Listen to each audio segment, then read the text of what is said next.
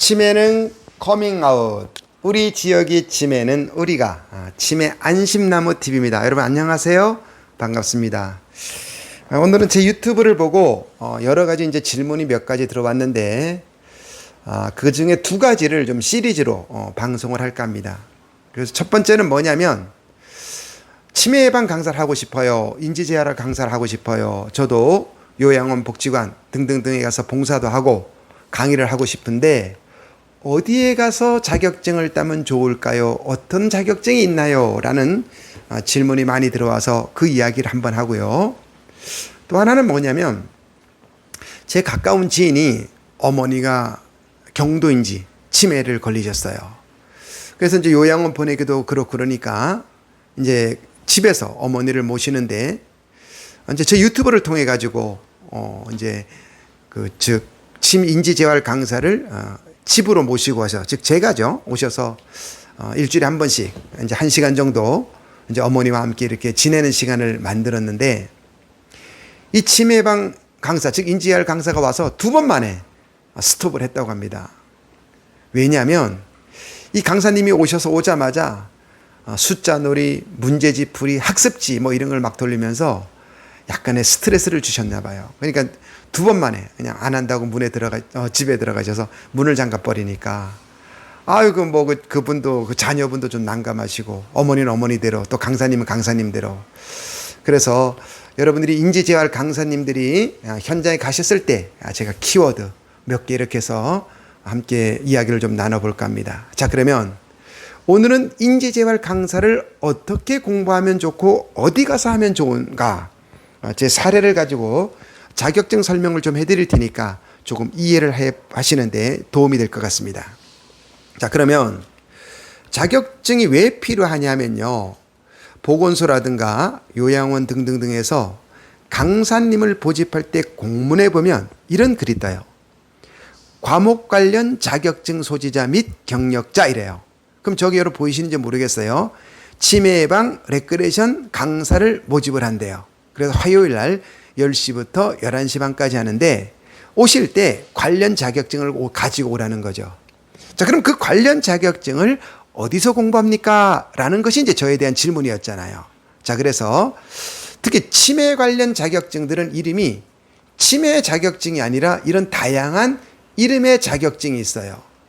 여기도 보면 더 있죠. 뭐 뇌 어쩌고 뭐 등등등이 있는데 이것은 치매라는 단어를 갖다가 자격증 안에 보건복지부에서 사용을 하지 못하기 때문에 못 넣는 겁니다. 그래서 여러분 왜 치매 예방 자격증이 아니고 이런 자격증입니까? 라는 것은 아마 가시면 그쪽에 있는 관련된 선생님들이 자세하게 설명해 드릴 거라는 거. 그래서 이런 다양한 자격증이 아까 말한 치매 관련 자격증에 속한다. 이렇게 일단 이해하시면 되겠습니다. 이제 자격증 이름에 대해서는 이해하셨죠? 자, 그러면 이제 우리나라는 크게 자격증이 2가지로 나눠져 있습니다. 하나는 국가 자격증, 또 하나는 민간 자격증 이렇게 나눠져 있는 걸 아시죠? 아마 저 안에 글씨가 좀 보였으면 좋겠는데 자 그럼 국가 자격증은 어떤 것이냐? 첫째 국가 자격은 자격별 개별 법령에 의하여서 전문 인력 공급을 목적으로 어디가 운영한다? 국가가 운영한다. 특히 운전면허증부터 의사, 변호사, 공인중개사 뭐 등등등 이런 것들이 뭐다? 국가 자격증이다. 다음에 국가 기술 자격증이 있어요. 이거는 국가 기술 자격법에 의거해서 고용노동부가 총괄 운영하는 곳입니다. 그래서 여러분 기술사죠. 기능장, 기사, 산업기사, 뭐 기능사 이런 거 있죠. 이런 것보다 국가 기술 자격증이다. 이렇게 의거하시면 됩니다. 자 다음에 민간 자격증이 있습니다. 자 민간 자격증 2개로 나눠지는데요. 행정관리사라든가 자선관리사라든가 여러분 그 아이들 한자 능력 시험 치잖아요. 그죠? 그런 것들 왜냐면 공인 민간 자격증이라 그래요. 즉 자격기본법에 의거해서 등록 민간 자격증으로서 국가로부터 공인을 받은 자격증이에요. 자, 또 하나가 뭐냐면 등록 민간 자격증이 있어요. 즉 자격기본법에 의거해서 국가의 법인, 단체, 개인이 그죠? 한국직업능력개발원에 의거해서 등록해서 즉 보급하는 자격증입니다. 예를 들면 결혼 상담사, 뭐 바리스타, 요가 지도사, 뭐 그에도 많죠. 뭐 한 100가지가 넘잖아, 그죠? 자, 여기에 치매 관련 자격증도 등록 민간 자격증에 들어간다는 거 제가 설명해 드렸습니다. 자, 이렇게 이해를 하시면 돼요. 그 왜 그러냐 하면요. 혹자들은 그러거든요. 뭐 치매 관련이 국가 자격증에 나올 거다. 조금 기다려다 뭐 지금 이걸 따놓으면 나중에 혜택을 본다. 그런 이야기가 나오는데 제가 지금까지 공부하고 얻은 정보에 하면 치매 관련 민간 자격증은 아직까지는 나올 수 없다는 게 제가 생각하고 있는 답입니다. 자, 그 치매 관련 민간 자격증이 나오면 어떤 분들이 굉장히 기분 나빠하세요.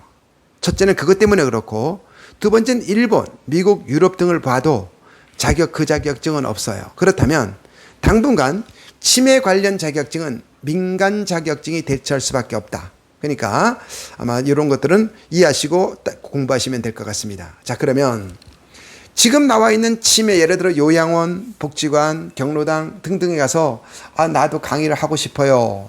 근데 그 자격증은 어디 가서 공부하면 되나요? 혹시 있다면 어떤 것을 추천해 주면 어떤 걸 추천 좀 해주세요. 이런 질문이 있어서 제가 몇 가지 제 경험에 의거해서 말씀을 드릴 테니까 잘 선택해 가시기 바랍니다. 첫째는 한국 직업능력개발원에 등록되어 있느냐. 요즘 뭐 이거 등록 안 하고 하시는 분 계시겠어요? 대부분 다 거기는 아마 등록하셨으니까 여기까지 크게 걱정 안 하셔도 될 것 같고요. 자, 첫째는 그냥 이렇게 친구 따라 가지 마시고 오픈 강의를 좀 가서 들으세요. 혹시 제가 이걸 공부하고 싶은데 첫 강의라도 들을 수 있는지요? 아니면 예를 들어 뭐 온라인에 뭐 이렇게 있는지요? 이래서 그 회사가, 그 협회가 하는 오픈 강의를 들으면 여러분 알 수 있죠? 첫째, 뭘 알 수 있습니까? 이 회사가, 이 협회가 무엇을 추구하는구나. 그리고 왜 이 강사를 양성하는구나. 그럼 어떤 강사를 양성하는구나 라는 가치관이 나온다는 거죠. 그래서 꼭 이게 제일 중요한 거죠. 이거를 꼭 확인하기를 바랍니다. 두 번째는 뭐냐면 교육의 방향성이에요. 우리는 어떤 교육을, 이론과 실기를 어떻게 배치했으며 또 어떤 내용을 가지고 가고 있으며 또 어떤 추구하는 바가 무엇인가라는 그 교육의 방향성 있다는 거죠. 그 다음에 그 안에 있는 내용이죠. 그래서 우리는 어떤 프로그램, 현장에서 필요한 내용인지, 현장과 좀 거리가 있는지, 미래를 준비하는 내용인지 등등등등. 그래서 꼭 제가 추천하는 것은 뭐냐면 오픈 강의를 꼭 들으라.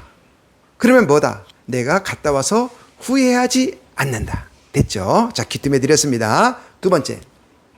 현장에서는 많이 교육비를 가지고, 얼마예요? 그럼 얼마 이러면 교육비를 가지고 많이 하는데, 여러분, 교육비보다는 무엇에 추구냐면 그들이 가지고 있는 오픈 강의를 통한 가치관, 방향성, 내용을 들고 교육비를 잘 이해하시기 바랍니다.